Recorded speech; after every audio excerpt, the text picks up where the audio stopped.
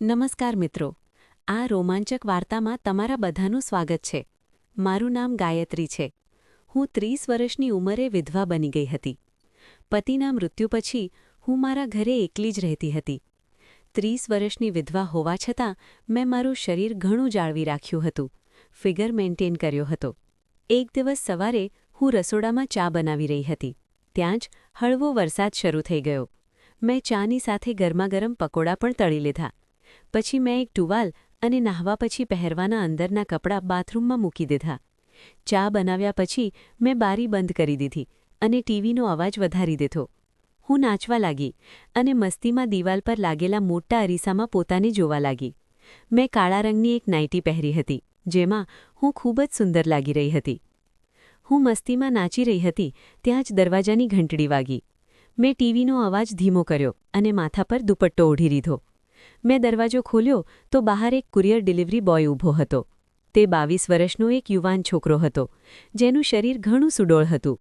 તે પહેલાં તો થોડીવાર મને જોતો રહ્યો અને પછી બોલ્યો, "મેડમ, ગાયત્રીના નામથી તમારો પાર્સલ આવ્યો છે." મને તરત યાદ આવ્યું કે મેં એક ઓનલાઈન શોપિંગ સાઇટ પરથી મારા માટે એક સૂટ બુક કર્યો હતો. હું બોલી, "હા, મારું નામ જ ગાયત્રી છે." છોકરાએ મારું કુરિયર મને આપ્યું અને સહી કરવા માટે પેન આપી. પેન આપતી વખતે તેના હાથ મારી આંગળીઓને સ્પર્શી ગયા. મેં એક નજર તેની તરફ જોયું અને સહી કરી દીધી. મેં તેને 1500 રૂપિયા આપ્યા તો છોકરાએ 200 રૂપિયા પાછા આપી દીધા અને બોલ્યો, "200 રૂપિયાનું ડિસ્કાઉન્ટ ચાલી રહ્યું છે." મેં તે છોકરાને ધ્યાનથી જોયો, જેણે આજના બેઈમાનીના જમાનામાં પણ ઈમાનદારીથી સાચું કહ્યું અને 200 રૂપિયા પાછા આપી દીધા. થોડીવાર પછી તે છોકરો બોલ્યો, "મેડમ, થોડું પાણી મળશે?" મેં આખો દરવાજો ખોલ્યો અને બોલી, "તમે તો ઘણા ભીંજાઈ ગયા છો, અંદર આવી જાઓ." તે અંદર આવ્યો. મેં મારો સૂટ કબાટમાં મૂક્યો અને રસોડામાં પાણી લેવા ગઈ. હવે મેં મારી છાતી પરથી દુપટ્ટો હટાવી દીધો હતો. થોડીવાર પછી મેં છોકરાને પાણી આપ્યું. પાણી આપતી વખતે જેવો હું થોડી નમી, છોકરાની નજર મારા ઉભારો એટલે કે કર્વ્સ પર પડી અને તેની આંખો પહોળી થઈ ગઈ. પાણી પીતા પીતા તે છોકરો નજર બચાવીને મારા ઉભારોને જોઈ રહ્યો હતો કે અચાનક તેને છીંક આવી. હું બોલી, "તમને તો શરદી થઈ ગઈ છે. હજી વરસાદ પણ જોરદાર છે. જો તમે ઈચ્છો તો થોડીવાર અહીં રોકાઈ શકો છો. તમારા કપડાં પણ ઘણા ભીંજાઈ ગયા છે. જો તમે ઈચ્છો તો બાથરૂમમાં જઈને ફ્રેશ થઈ શકો છો." તે છોકરો બાથરૂમમાં ગયો. તેણે દરવાજો બંધ કરીને લાઇટ ચાલુ કરી. ત્યાં મારો નહાવાનો ટુવાલ અને અંદરના કપડાં પહેલાંથી જ મૂકેલા હતા. છોકરાએ પોતાનો શર્ટ કાઢ્યો, પહેલાં તે ટુવાલને ચૂંબ્યો અને પછી તેનાથી જ પોતાનું શરીર લૂછ્યું. તેણે મારા અંદરના કપડાં હાથમાં લીધા જ હતા કે તરત જ બાથરૂમના દરવાજા પર ટકોરા પડ્યા. તેણે મારા કપડાં ત્યાં જ મૂકી દીધા અને થોડો દરવાજો ખોલીને બહાર જોવા લાગ્યો અને બોલ્યો, "શું થયું મેડમ?" મેં તેણે કાળા રંગનો કુર્તો આપ્યો અને બોલી, "આ લો, આ પહેરી લેજો." છોકરાએ તે કુર્તો પહેરી લીધો અને પોતાનું શર્ટ સૂકવવા માટે નાખી દીધો. છોકરાએ બાથરૂમમાં ઘણો સમય લગાવ્યો. મને સમજાતું ન હતું કે આટલી વારથી તે કરી શું રહ્યો છે. ઘણી વાર પછી તે નાહીને બહાર આવ્યો અને બેડરૂમમાં જઈને ટીવી જોવા લાગ્યો. હું રસોડામાંથી ચા અને પકોડા લઈ આવી અને તેને પૂછવા લાગી, "તારું નામ શું છે?" તે છોકરો બોલ્યો, "મેડમ, મારું નામ વિક્રમ છે. હું 1 વર્ષથી કુરિયર ડિલિવરીનું કામ કરી રહ્યો છું, પણ પહેલીવાર તમારા જેટલા નેક સ્ત્રી મળ્યા છે જેમણે મારી સાથે આટલો સારો વ્યવહાર કર્યો છે." પછી તે બોલ્યો, "તમે અહીં એકલા રહો છો કે તમારી સાથે બીજું કોઈ રહે છે?" મેં કહ્યું, "હું એકલી જ રહું છું. થોડા વર્ષો પહેલાં મારા પતિનું મૃત્યુ થઈ ગયું હતું. આ દુનિયામાં મારા માટે તેમના સિવાય બીજું કોઈ ન હતું. ત્યારથી હું અહીં એકલી જ રહું છું." તે બોલ્યો, "સાંભળીને બહુ દુઃખ થયું, પણ તમારા પતિનું મૃત્યુ કેવી રીતે થયું હતું?" મેં કહ્યું, "એક કાર અકસ્માતમાં તેમણે પોતાનો જીવ ગુમાવ્યો." અને આટલું કહેતા કહેતા હું રડવા લાગી. વિક્રમે મારું દુઃખ વહેંચવાની કોશિશ કરી અને પોતાના વિશે જણાવ્યું કે તેણે ગ્રેજ્યુએશન સુધી અભ્યાસ કર્યો છે અને તે આ શહેરમાં છેલ્લા 1 વર્ષથી રહે છે. તે અહીં એક સારી નોકરીની શોધમાં આવ્યો હતો, પણ જ્યારે તેને કોઈ નોકરી ન મળી તો તેણે એક કુરિયર કંપનીમાં નોકરી શરૂ કરી દીધી. તે ખૂબ જ માસૂમિયતથી મને પોતાના જીવન વિશે જણાવી રહ્યો હતો અને મને પણ મારું દુઃખ વહેંચવાનો મોકો મળ્યો હતો. આજે આટલા દિવસો પછી મને કોઈની સાથે વાત કરીને ખૂબ જ સારું લાગી રહ્યું હતું. વિક્રમ એક ખૂબ જ સમજદાર વ્યક્તિ હતો. અમને બંનેને વાત કરતાં કરતાં ક્યારે 1 કલાક થઈ ગયો અમને કશી ખબર ના પડી. હું મારા લગ્નનો આલ્બમ લઈ આવી અને વિક્રમને મારા લગ્નના ફોટા બતાવવા લાગી. વિક્રમ બોલ્યો, "સાચું કહું તો ત્યારે તમે કોઈ સુંદર અપ્સરાથી ઓછા ન હતા." હું હસતા હસતા કહ્યું, અને હવે હું અપ્સરા નથી લાગતી? બસ આટલું બોલીને હું ખાલી પ્લેટ અને કપ લઈને રસોડામાં ચાલી ગઈ.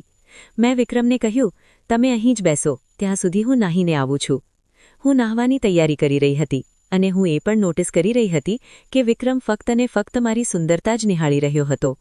હું નાહવા જઈ રહી હતી કે તરત જ પાછી બેડરૂમમાં આવી ગઈ. મને જોઈને વિક્રમ આશ્ચર્યચકિત થઈ ગયો.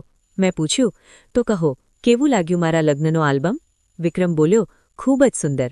તે મારા ગળા નીચે જોઈ રહ્યો હતો અને ઘણી નશામાં ધૂર્ત અવાજમાં બોલ્યો, એમ તો તમે હજી પણ કંઈ ઓછા નથી. તમે જો ઈચ્છો તો કોઈનું પણ મન મોહી શકો છો. આ સાંભળીને હું એક ખાસ અદામાં મુસ્કુરાઈ. હું નાહવા ચાલી ગઈ અને થોડીવાર પછી મેં બાથરૂમમાંથી અવાજ આપ્યો, વિક્રમ, મેં મારો ટુવાલ લેવાનું ભૂલી ગઈ. પ્લીઝ ટુવાલ આપી દો મને. વિક્રમ આવ્યો અને મને મારો ટુવાલ પકડાવી દીધો, પણ તેણે મારી સાથે કોઈ હરકત ન કરી. હું ઈચ્છતી તો હતી કે તે થોડી છેડછાણી કરે, પણ તેણે એવું કંઈ ન કર્યું. થોડીવાર પછી હું નાહીને બહાર આવી.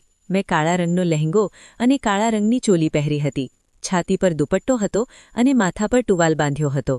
વિક્રમ મને જોઈને પણ અજાણ બની ટીવી જોઈ રહ્યો હતો. હું અરીસા સામે ઊભી હતી. મેં મારા પૂરા વાળ ખોલી દીધા. મારા ધોયેલા, મુલાયમ, ભીના, ખુલ્લા વાળ મારી સુંદરતામાં ચાર ચાંદ લગાવી રહ્યા હતા. વિક્રમના મનમાં આવ્યું કે તે છુપી રીતે ઉઠીને મારી કમર પકડીને તેને પૂરી રીતે દબાવી દે. ત્યારે જ મેં વિક્રમ તરફ જોયું.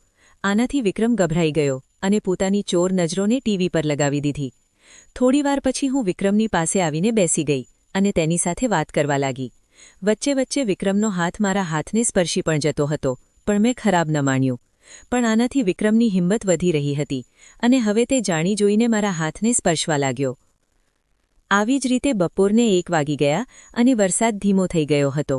મેં બપોરનું ભોજન બનાવ્યું અને અમે બંને જમવા લાગ્યા. વિક્રમે પૂછ્યું, તમે ફરીથી લગ્ન કેમ નથી કરી લેતા? તમે તો હજી યુવાન છો અને એમ પણ કોઈ પાગલ જ હશે જે તમારી સાથે લગ્ન કરવાની ના પાડશે. હું બોલી, તે હજી સુધી લગ્ન કેમ નથી કર્યા? વિક્રમ બોલ્યો, મમ્મી તો ઘણીવાર લગ્ન માટે જીદ કરે છે, પણ હું જ ટાળી દઉં છું. હું તેમને કહી દઉં છું કે હજી સુધી મને કોઈ છોકરી પસંદ નથી આવી. જ્યારે પસંદ આવશે ત્યારે કરી લઈશ. મેં પૂછ્યું, તો કેવી છોકરી પસંદ છે તને? તે બોલ્યો, એ જ જે તમારા જેવી સમજદાર હોય, ઘરના કામ જાણતી હોય, જે મને રોજ ગરમાગરમ ચા અને બિલકુલ તમારા જેવા પકોડા બનાવીને ખવડાવી શકે. હું તેનો ભાવ સમજતા બોલી, પણ વિક્રમ, આ તો હું તારાથી 8 વર્ષની મોટી છું અને વિધવા પણ છું. વિક્રમ બોલ્યો, તો શું થયું? તમારા પતિનું મૃત્યુ એક અકસ્માતમાં થયું હતું, પણ એનો અર્થ એ તો નથી કે તમે આખી જિંદગી એકલા રહો. તમને પણ ખુશ રહેવાનો હક છે અને હું તમને ખુશ રાખીશ. મેં મારી ચિંતા વ્યક્ત કરી. પૂછ્યું, પણ શું તારા માતાપિતા માનશે? તું એક યુવાન છોકરો છે. જો તું એક વિધવા સાથે લગ્ન કરીશ તો હોઈ શકે કે તારા માતાપિતા તારી સાથે વાત કરવાનું બંધ કરી દે. વિક્રમ મને સમજાવતા બોલ્યો, અરે લગ્ન મારે કરવાના છે કે મારા મમ્મી પપ્પાને? તમે એ કહેવત નથી સાંભળી કે જ્યારે મિયા બીવી રાજી તો શું કરશે કાઝી? સાંજના 4 વાગી ચૂક્યા હતા. ત્યારે જ વિક્રમના ફોન પર એક કોલ આવ્યો. તેની મમ્મીએ ફોન કર્યો હતો. તે વાત કરવા માટે રસોડામાં ગયો. હું દિવાલથી કાન લગાવીને વિક્રમની બધી વાતો સાંભળી રહી હતી. આમના વિક્રમે પારખી લીધું હતું કે હું પાસે જ છું. ત્યારે જ વિક્રમ બોલ્યો, નહીં મમ્મી, હવે તમારે કોઈ છોકરી જોવાની જરૂર નથી. મને અહીં એક છોકરી પસંદ છે અને હું તેની સાથે જ લગ્ન કરીશ. આ સાંભળીને હું શરમાઈ ગઈ અને નજર બચાવીને વિક્રમ તરફ જોવા લાગી. આ પછી વિક્રમે ફોન કાપી નાખ્યો અને હું પાછળથી આવીને તેને ભેટી પડી. વિક્રમે મને પોતાની બાહોમાં ભરી લીધી અને ત્યારે જ વરસાદ ફરીથી શરૂ થઈ ગયો. મેં વિક્રમને રોક્યો.